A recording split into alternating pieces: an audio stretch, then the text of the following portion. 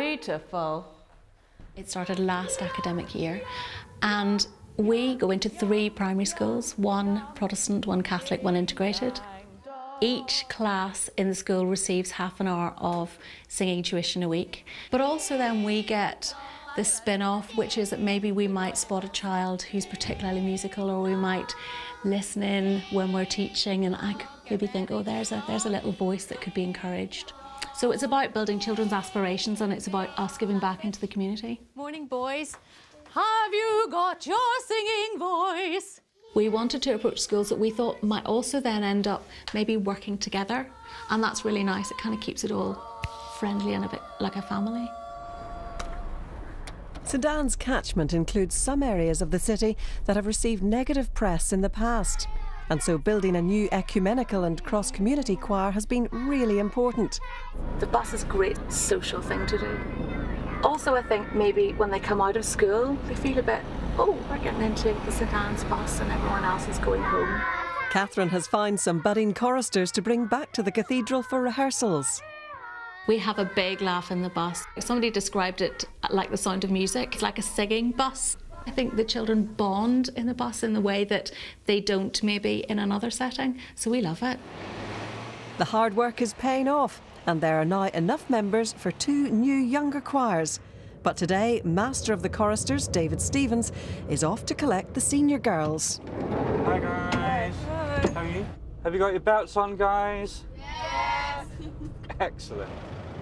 The music staff have to spend a fair amount of time driving around, although we do now have 2 extra drivers to take the pressure off a bit. We tried without the buses and it just took far too long, and rehearsals were delayed too much. Generally they're in a good mood, especially if it's sunny like today. Yeah. The future of St Anne's choirs looks bright, with 6 daily choral services each week. To be able to go in and share your love of something and see children and maybe thinking, gosh, if I can sing and have great fun and achieve in music, then maybe I can achieve everywhere, and that gives me massive pleasure. The choir school project is ongoing, but it may not be long before the junior members are regularly taking part in choral evensong at St Anne's. And so it's left to the senior girls and lay clerks of St Anne's to sing for us now a prayer of St Patrick.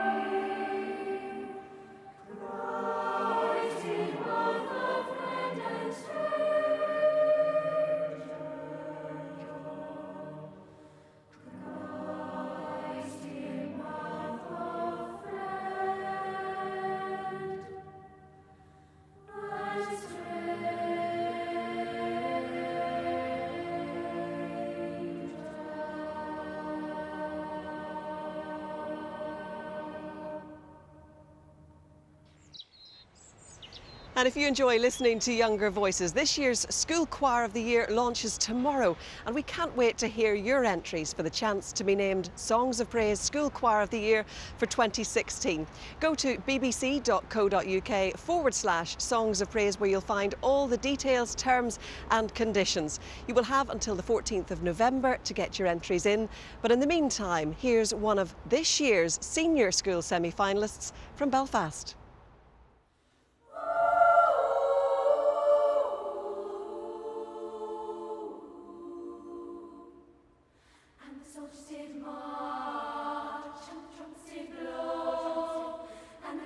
Shout, do you know who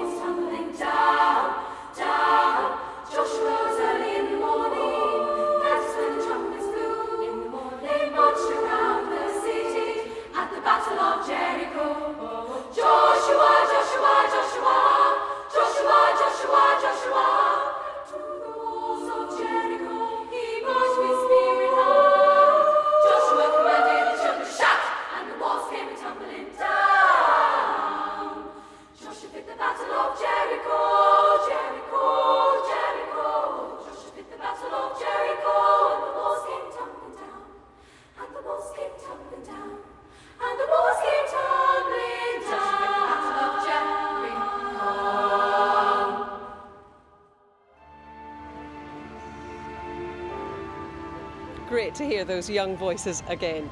Now, for centuries, British missionaries left these shores to share their faith with nations who had never even heard the message of Christianity. Nowadays, increasingly, the people who received our missionaries are sending their own to us here, as Pam has been finding out.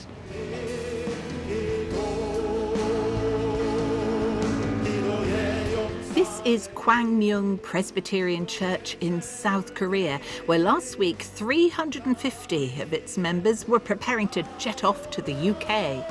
On arrival, the Koreans are sent all over the country in small teams.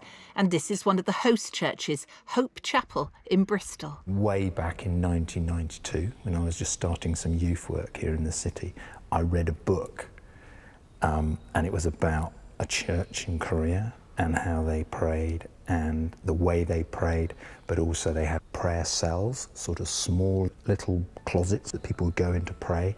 I love their style. So when the opportunity was given to me, would you like to host a team from Korea coming to pray? I said, yeah. And then we thought, we'll build some prayer huts. So that's how it happened. To sort of get your head around the fact that some people would pay out of their own pocket to fly from one side of the world to another for us and for our nation is just very moving.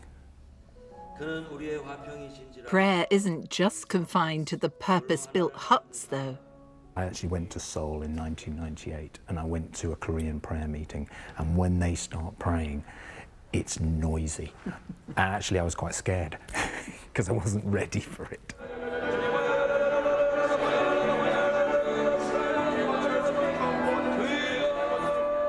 The prayer continues into the night, often in a quiet and reflective way, but the volume and energy increases again as their church leader, Pastor Choi, arrives.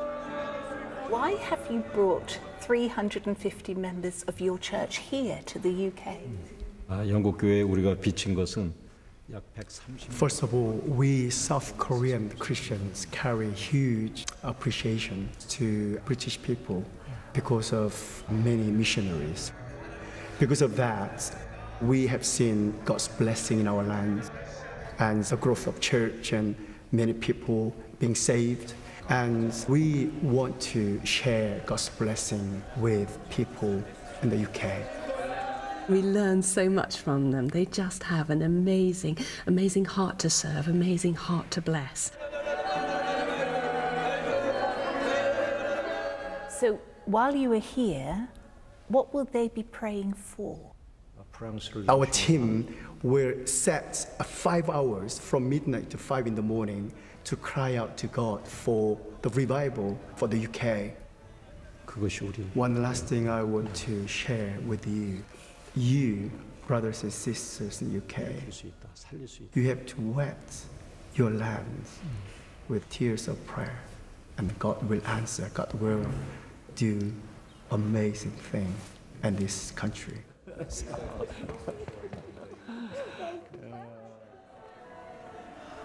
Well, it's really quite late now and I'm going to leave them to it, but what an experience. You don't have to speak the language, do you, to understand the message? People from different sides of the world united in the loving fellowship of prayer.